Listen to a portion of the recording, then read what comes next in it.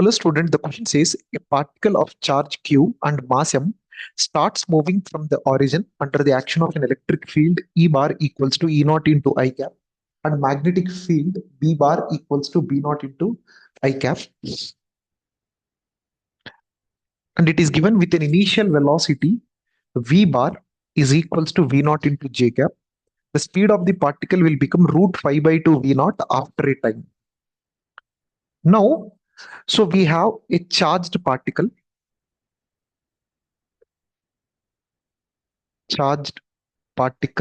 Q.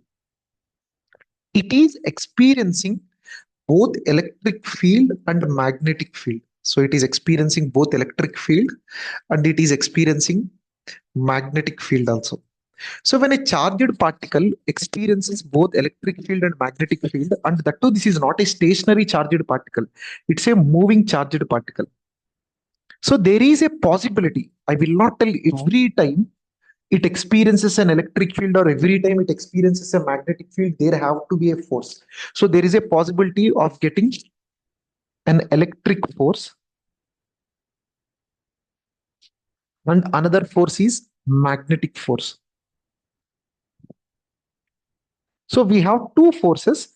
Then the net force acting on the charge would be superposition principle. We'll use superposition principle, electric force plus magnetic force. So these two forces would be acting on it, and that would be the net force acting on a moving charged particle.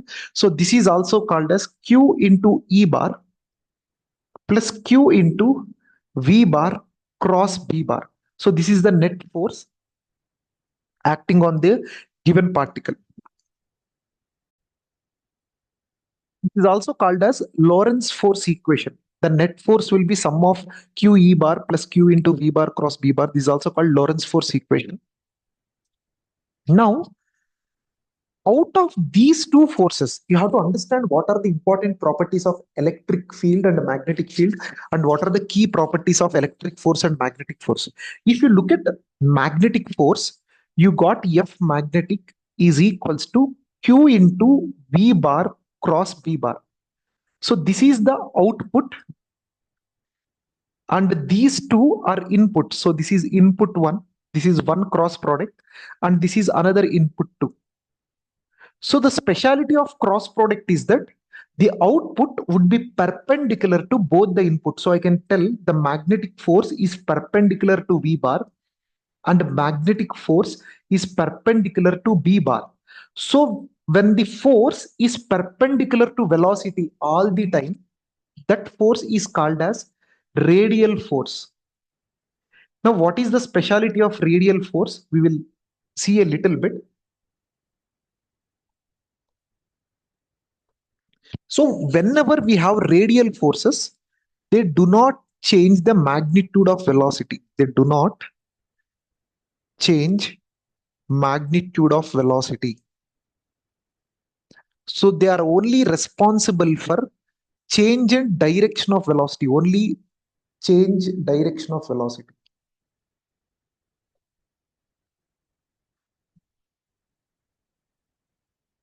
So in simple terms, we can say if you have a magnetic force, you can ignore the magnetic force whenever we are solving the problems related to magnitude of velocity, because magnetic forces are only responsible for change in the direction of velocity.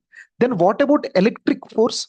So electric force is responsible for both change in magnitude and direction. So if I write it, so this F electric force is Q into E bar. So it will change magnitude and this can also change direction. Every time, remember, I'm saying can change, can change. I'm not saying it will definitely change. My wording is very important. I'm saying it can change direction. I'm saying it can change magnitude. So this is important. Why? Because why did I say it can change direction? Suppose if the charge particle is traveling in this way, if the charge particle is traveling in this way, this is the direction of velocity of the charge particle. Imagine my field is acting in this way. So the field is acting in this way, my charge particle is in this way, the field is in this way. So it will experience force upward and my charge particle would travel in this way. It will travel in a curved path. What if the field is acting in the same direction? If the field is exactly acting in the same direction, there is no curve. It will accelerate in this direction. Similarly, if field is acting in the opposite direction, it will decelerate. That means rather than traveling very quickly, it will slow down and it will stop and then it will travel backward. So that's why the wording is very important. So we can say this can change magnitude and direction depending on case to case. So we can say can change. Understood? This magnitude also can change magnitude. If it is independent, if only Fe bar exists, it will definitely change. But if it is magnetic field, you should always check with the net force and you have to decide whether it can change the magnitude or not. What about the magnetic force as we have discussed? The magnetic force is Q into V bar cross B bar. So cannot change magnitude. Indirectly, when we say cannot change magnitude, we simply mean cannot change kinetic energy. Kinetic energy remains constant.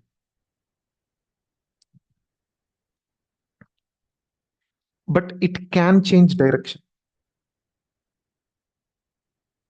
If I start explaining what are the various cases where it can change magnitude, where it can change direction, this itself will become a very, very lengthy video. But for now, since our particle is experiencing both of them, we will study each force effect separately. He's talking about with a velocity v bar equals to v naught j cap, the speed of the particle becomes root 5 by 2 v naught after a time t. That means the speed of the particle has increased. That means magnitude has changed here.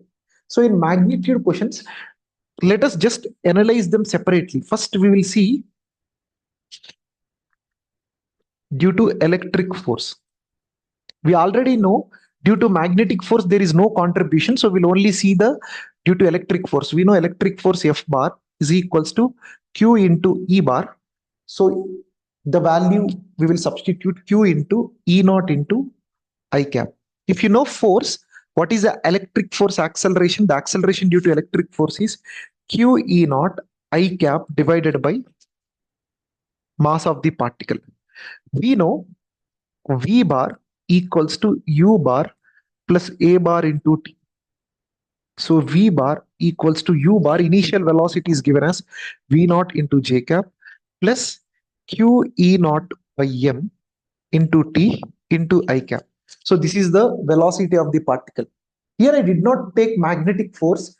As I am again repeating, the magnetic force does not have any contribution in the change in magnitude. Only electric force will have contribution in the change in magnitude. But before solving the problem, we have to check whether both are acting in the same direction. If both are acting in the same direction, then there could be an issue of both the forces cancelling each other. So if I see that both forces cannot act in the same direction, here we will get Q E naught into I cap. Here you will get Q into V bar cross B bar.